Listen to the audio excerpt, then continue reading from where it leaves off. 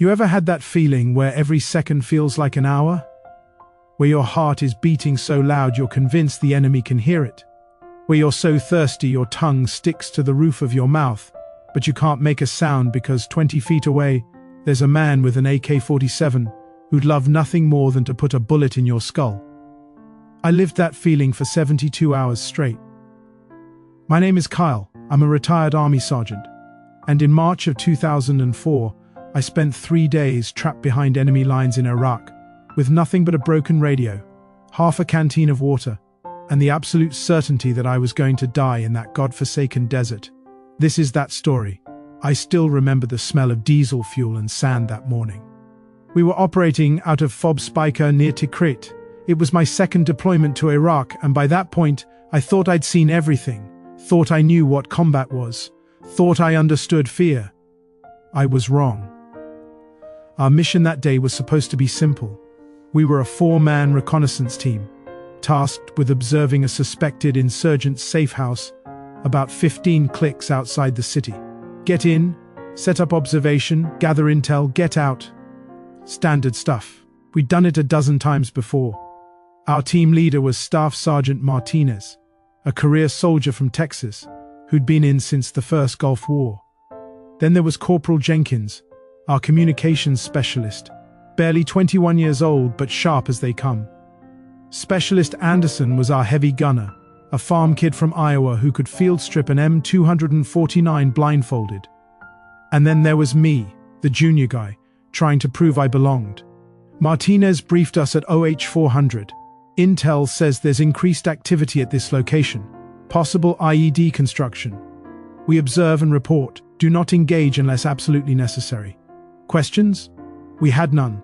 Like I said, we'd done this before. We loaded into our Humvee at 0530. Just as the sun was starting to turn the sky from black to deep purple. Anderson was driving. Jenkins rode shotgun with the radio. Martinez and I were in the back with the observation equipment. The drive out was quiet. We took back roads, avoided the main highways where IEDs were more common. The Iraqi countryside rolled past, all brown dirt and sparse vegetation. Here and there, we'd see a shepherd with his flock, or a farmer heading to his fields.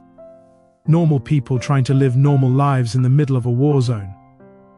About 45 minutes into the drive, we reached our insertion point. Anderson pulled off the road behind a small rise that would hide the Humvee from casual observation. The plan was to move on foot the last 2 clicks to our observation post. We geared up and moved out just after sunrise. The heat was already starting to build. By midday, it would be over 100 degrees. We were each carrying about 60 pounds of gear, water, ammunition, and equipment. The weight felt familiar, comfortable even. Martinez took point. I was second.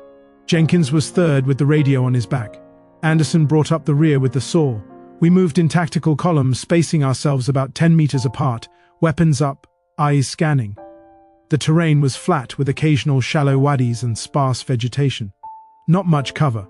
We moved carefully, using what concealment we could find. Every few minutes, Martinez would stop, and we'd all take a knee, listening, watching. 40 minutes in, we reached our planned observation post. It was a small abandoned building, maybe an old storage shed or something, positioned on a slight elevation with good sightlines to the target house about 800 meters away. Perfect. We settled in. Martinez and I set up the spotting scope and camera equipment.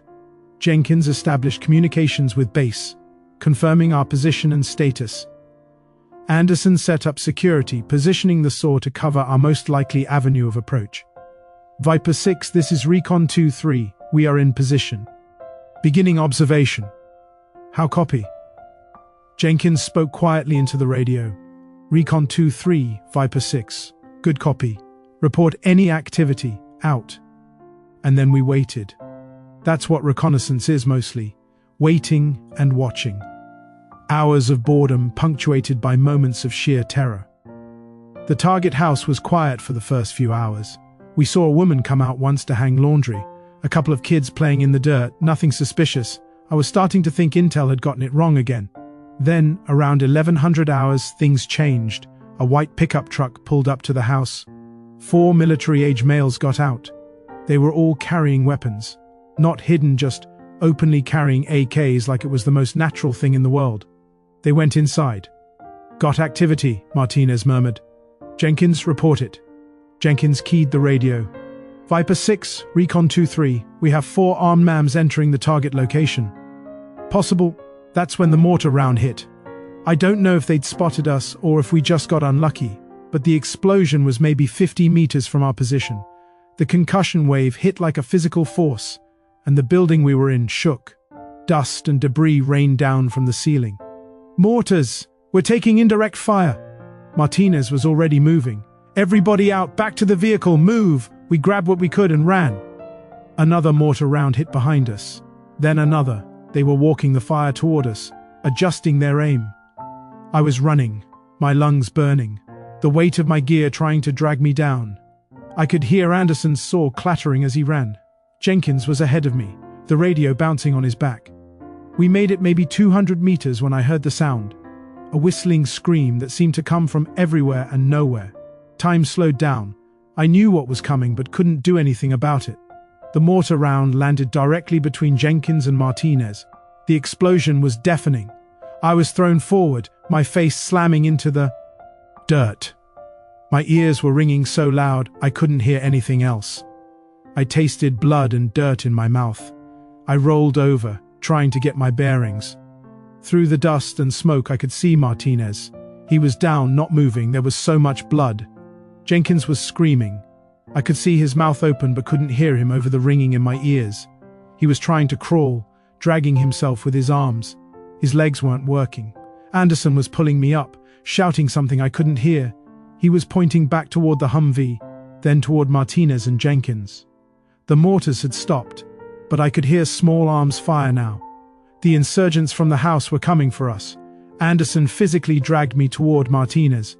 Our team leader's eyes were open, but they weren't seeing anything anymore.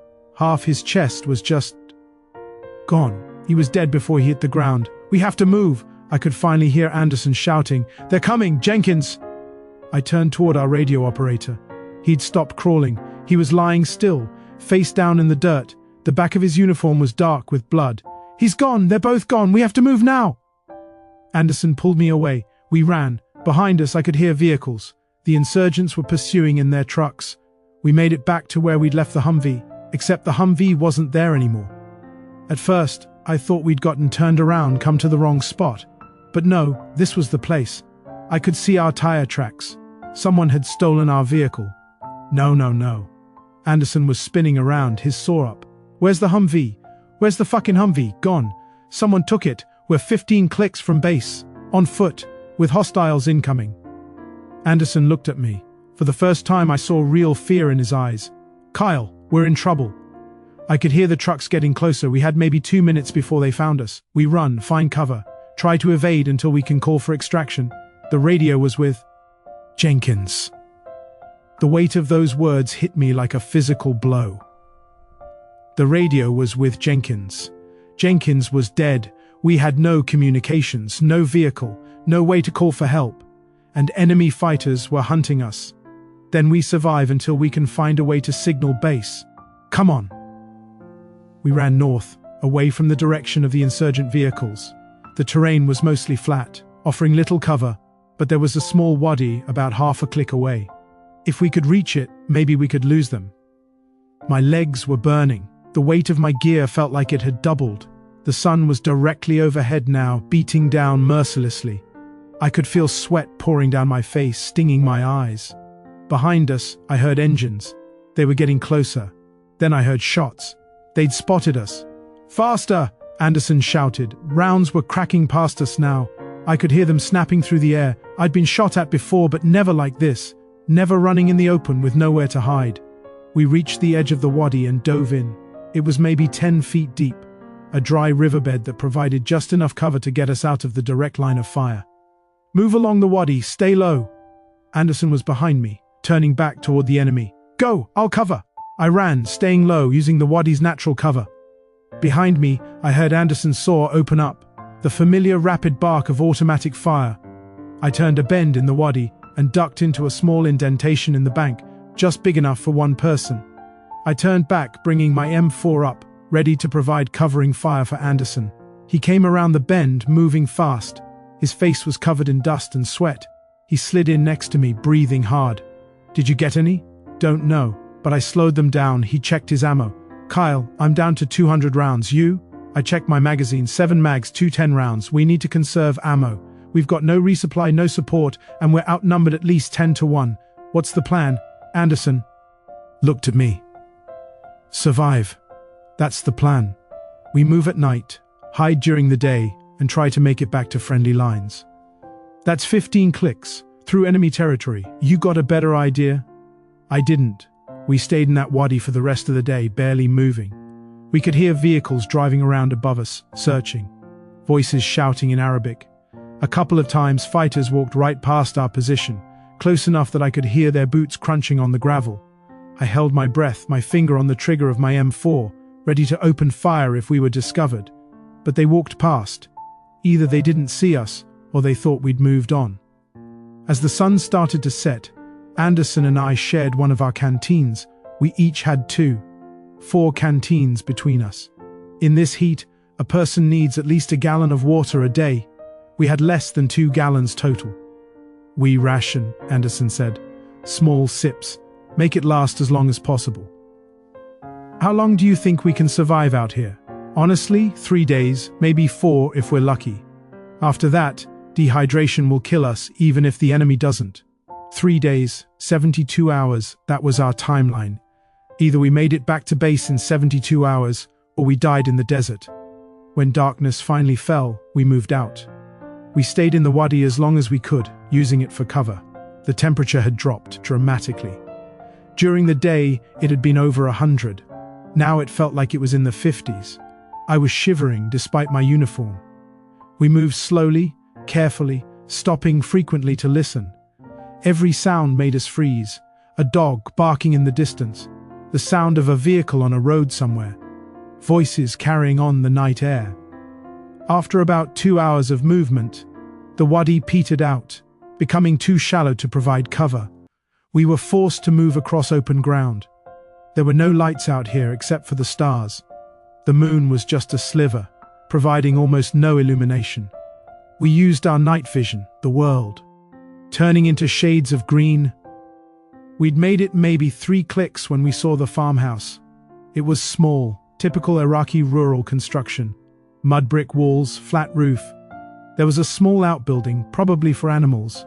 Through our night vision, we could see the green glow of a heat signature inside the main building. People were home.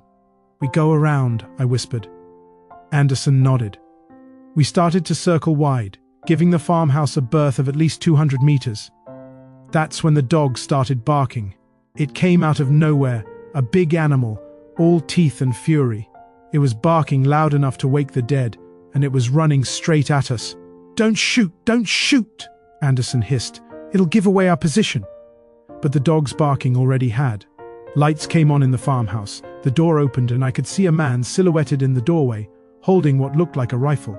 He shouted something in Arabic.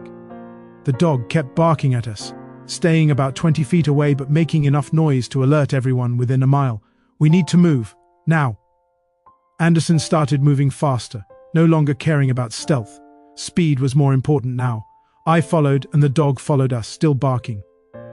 Behind us I could hear the man shouting. Then I heard an engine start. "They're coming after us!" We ran.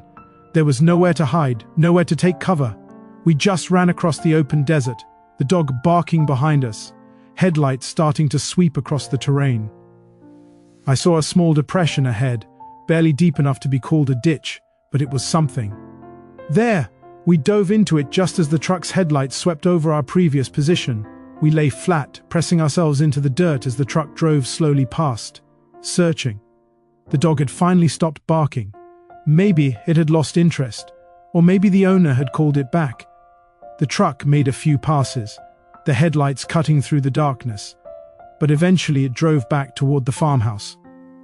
We waited another hour before moving again. Every muscle in my body was screaming. I was exhausted, thirsty, and scared.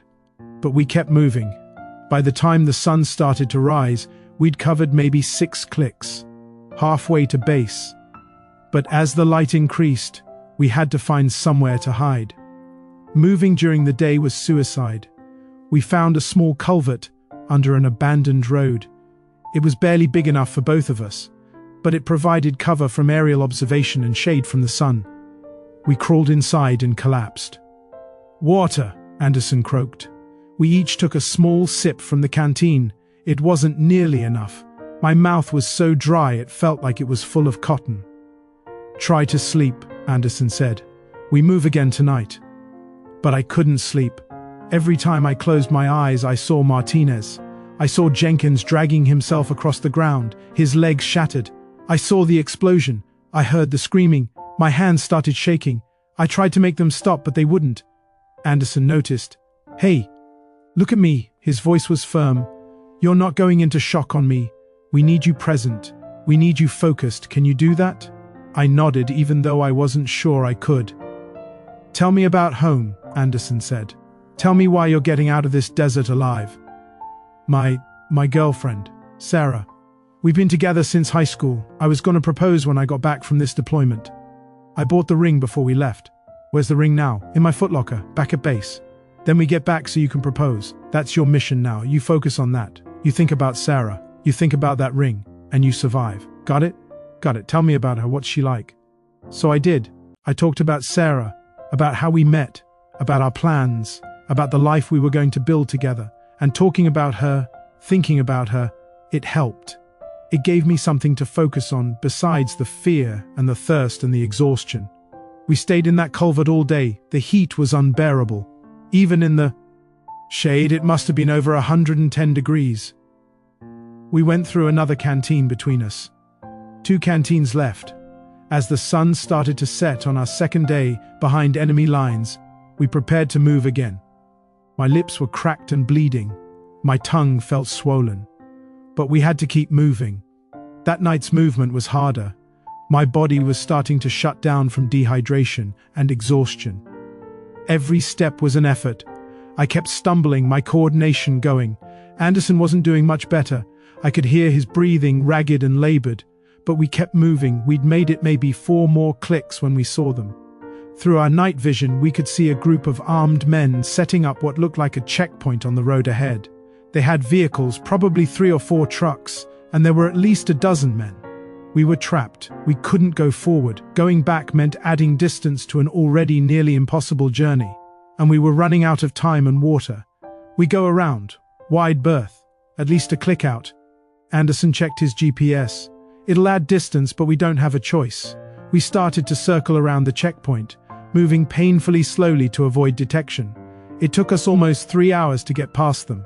3 hours when we could have been making progress toward base.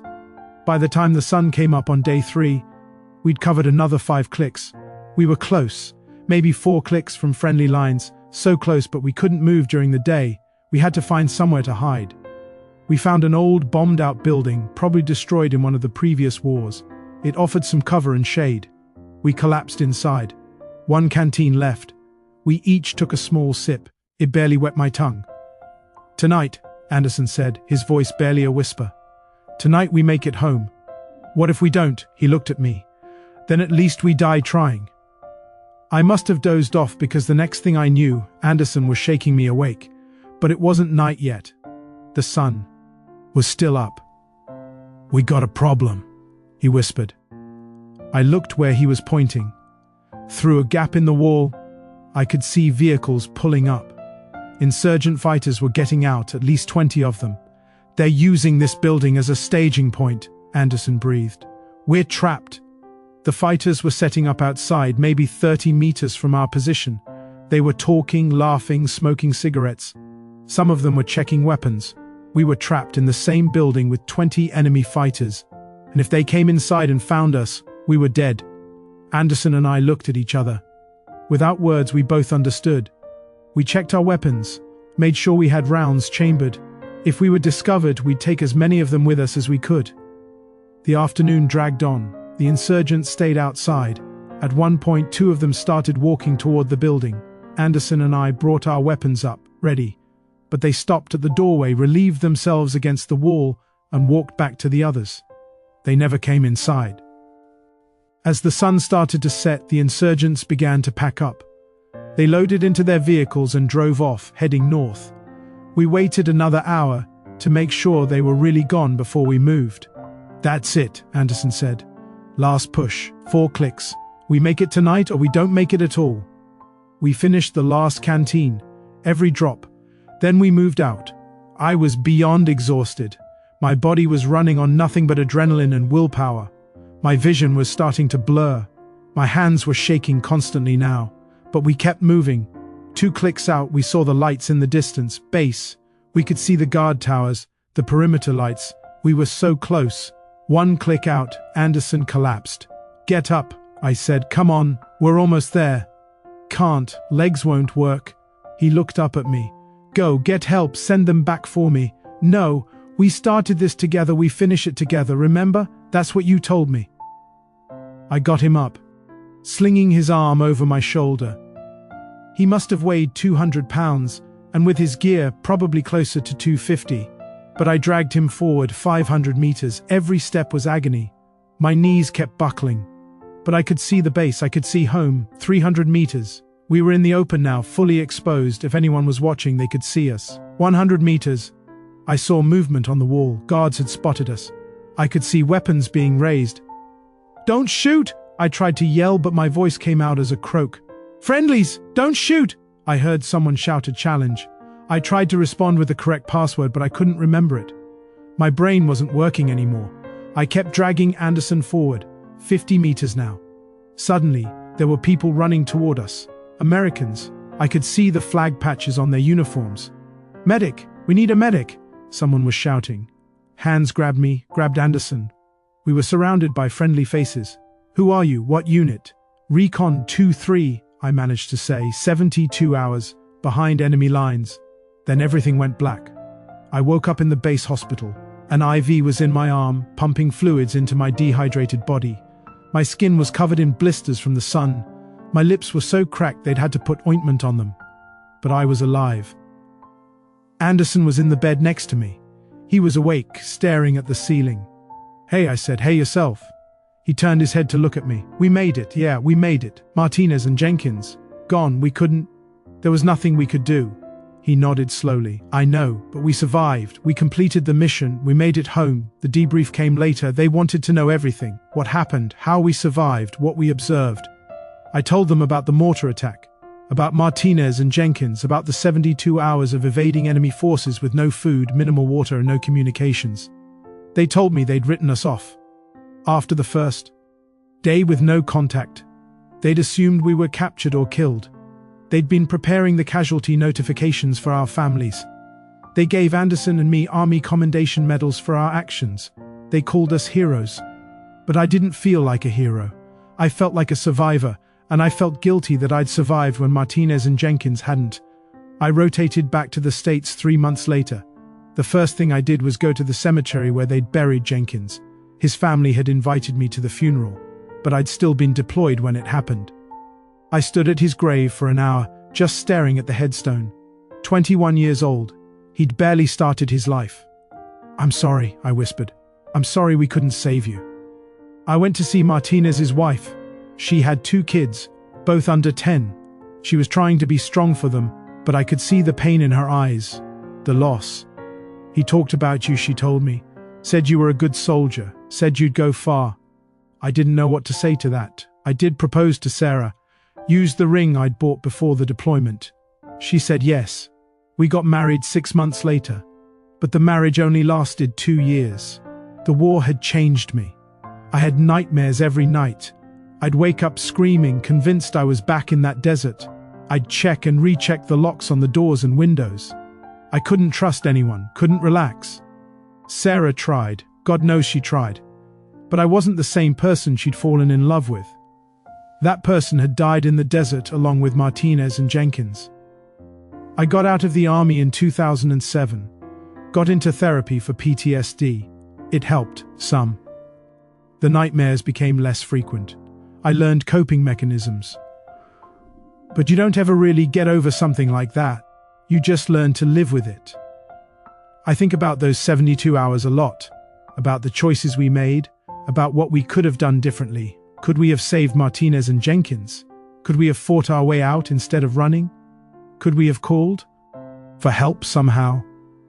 But in the end, I know the truth. We did what we had to do to survive. And sometimes, survival is all you can hope for. Anderson and I stayed in touch for a few years. He got out around the same time I did. Last I heard, he was living in Iowa, working on his family's farm. We don't talk much anymore. I think it's too hard for both of us. We remind each other of things we'd rather forget. But every March, on the anniversary of those 72 hours, I send him a text. Just 2 words: we survived. And he always texts back, we did. I'm 52 years old now. Those 72 hours happened 21 years ago. But I remember every detail like it was yesterday. The heat, the thirst, the fear, the sound of Martinez taking his last breath, the sight of Jenkins lying in the dirt. Some people ask me if I regret joining the army, if I regret that deployment, if I wish I'd made different choices. And the truth is, I don't know. The war took something from me that I can never get back. It cost me my marriage. It gave me nightmares that still wake me up in the middle of the night. It filled me with a guilt that I carry every single day. But it also taught me things. It taught me what I'm capable of. It taught me the value of life.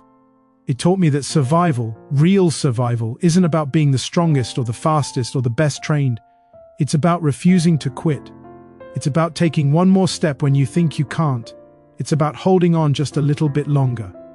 Those 72 hours behind enemy lines were the worst 3 days of my life, but they were also the most important. Because they showed me who I really am. They showed me what I'm made of. And they taught me that as long as you're breathing, as long as your heart is beating, you've got a chance. You've got hope. I work as a counselor now, helping other veterans deal with PTSD and trauma. When they come to me, broken and hurting and convinced that their lives are over, I tell my story. I tell them about those 72 hours, about the heat and the thirst and the fear, and then I tell them the most important part. I tell them that no matter how dark it gets, no matter how impossible survival seems, you keep moving forward, one step at a time, 1 hour at a time, 1 day at a time. Because I survived. Against all odds, against all logic, against everything that should have killed me, I survived. And if I can do it, so can they. So can anyone. To Martinez and Jenkins, who didn't make it home, I want you to know that not a day goes by that I don't think about you. Your sacrifice wasn't in vain. Because of what you taught me, because of your example, I've been able to help hundreds of other veterans find their way back from the darkness. You're not forgotten. You never will be. And to anyone watching this who's struggling, who feels trapped, who thinks there's no way out, I want you to hear this. You can survive. Whatever you're going through, whatever darkness you're facing, you can make it through. Take it from someone who spent 72 hours behind enemy lines with no food, no water, and no hope. Keep moving forward, keep fighting, keep surviving. Because sometimes that's all that matters. Sometimes survival is victory enough. Rest easy, brothers. Your mission is complete.